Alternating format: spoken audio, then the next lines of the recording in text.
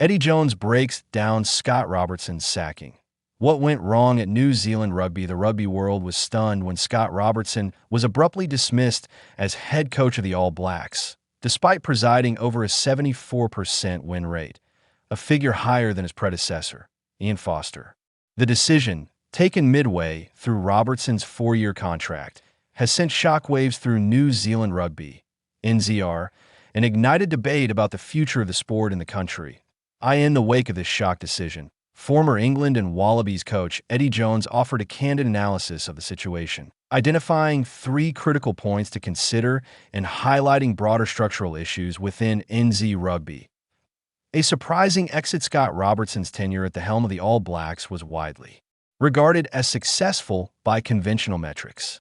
Under his leadership, the team maintained a high winning percentage, demonstrated tactical innovation, and integrated emerging talent into a squad navigating the post-2019 World Cup transition.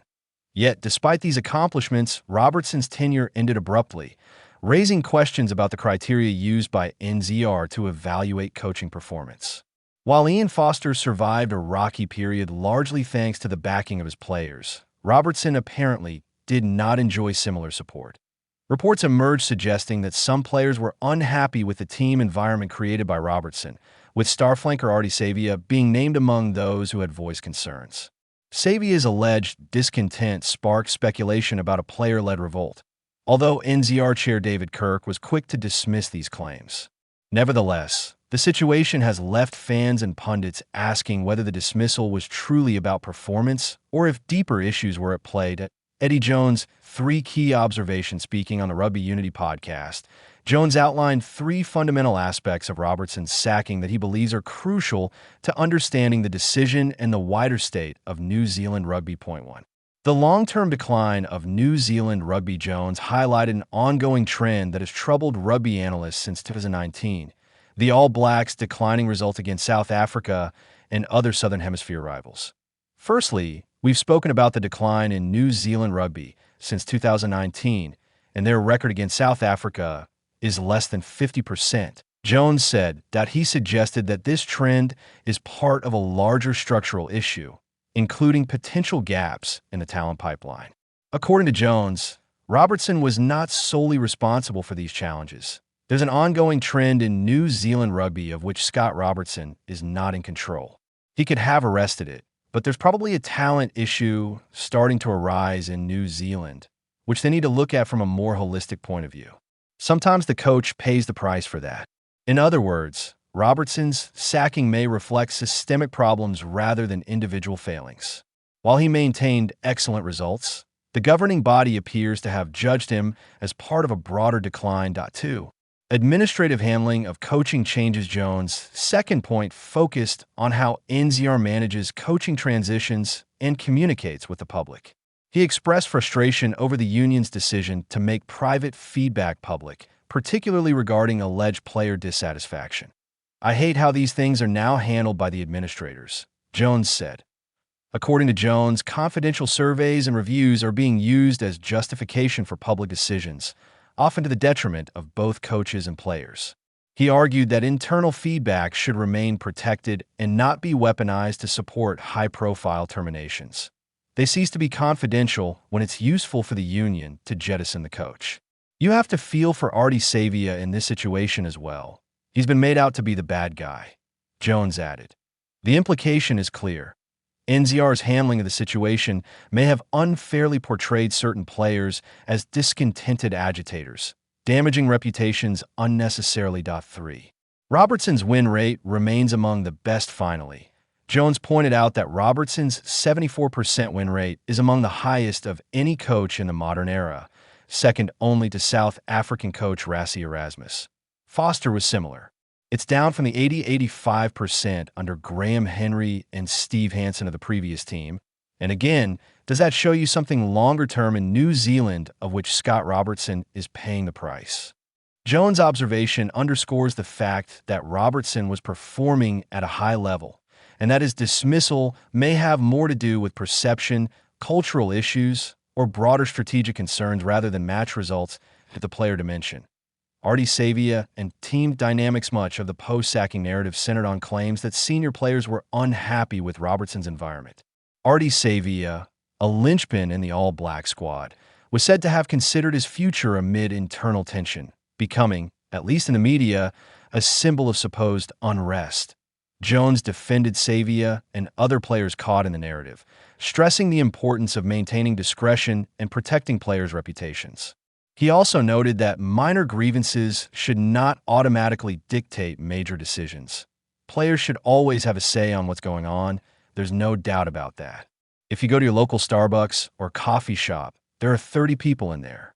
Do a survey. One person says their coffee is too strong. One says it's too weak. One says the air conditioning is too warm. There will always be problems within a team. This analogy highlights that teams are inherently complex systems, where disagreements and small complaints are inevitable. Treating minor concerns as evidence of systemic failure can be misleading and counterproductive to historical context. The All Blacks coaching legacy understanding Robertson's predicament requires appreciating New Zealand's historical coaching standards. The All Blacks have traditionally demanded not just winning, but dominance and consistency, both on and off the field.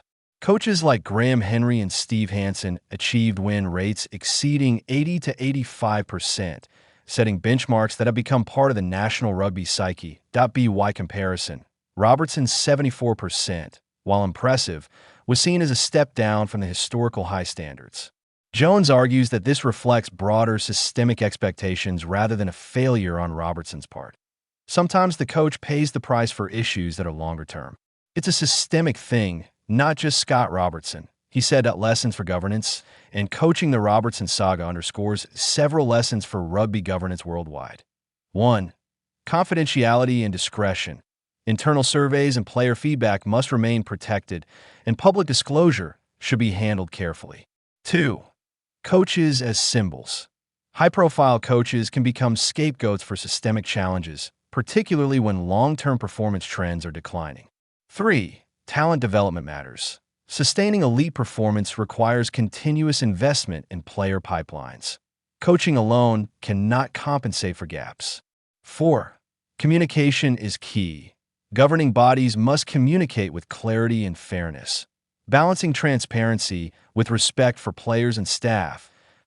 The legacy of Scott Robertson. Despite his dismissal, Robertson leaves behind a legacy of tactical innovation, strongman management, and a culture of winning. His tenure at the Crusaders and All Blacks demonstrates his ability to build elite teams and maintain competitive excellence under pressure. While he may no longer be with the All Blacks, Robertson's reputation ensures he will remain highly sought after internationally. His coaching philosophy, leadership, and proven success make him a desirable candidate for clubs and national teams worldwide. Conclusion. Beyond the win-loss record, Scott Robertson's departure from the All Blacks is about more than wins and losses. Eddie Jones' analysis makes it clear that systemic, cultural, and administrative issues played a crucial role. Robertson may have been a victim of timing, perception, and governance practices rather than failure on the field. For New Zealand Rugby, the challenge remains how to rebuild trust, stabilize the coaching structure, and prepare for the 2027 Rugby World Cup. Simply replacing a coach will not address underlying issues in talent development, communication, and leadership. For Scott Robertson, the future remains bright. His proven track record ensures that he will remain a prominent figure in the rugby world, regardless of his next destination. For NZR, however, the lessons are clear. Coaching changes alone cannot solve systemic problems, and careful, thoughtful governance will be essential if the All Blacks are to maintain their legacy of excellence.